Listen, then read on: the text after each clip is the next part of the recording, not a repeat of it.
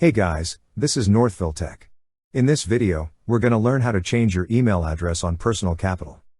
If you don't have a Personal Capital account, we will put a link in the description below for you to sign up.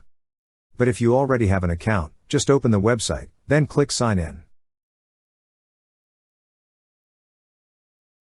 Now, enter your email. Then click on Continue.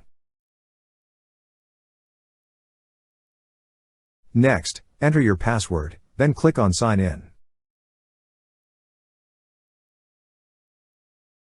Once you're signed in, you will see drop-down arrow beside your name located at the top right side of the screen.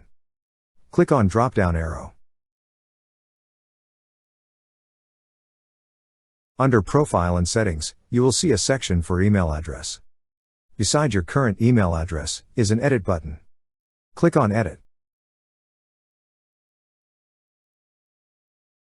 For security purposes, enter your Personal Capital password. Then click on the Confirm button. Now you have to enter the new email you wish to use. Then retype new email on the second field.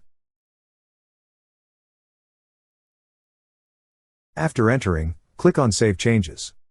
That's how you change your email address on Personal Capital.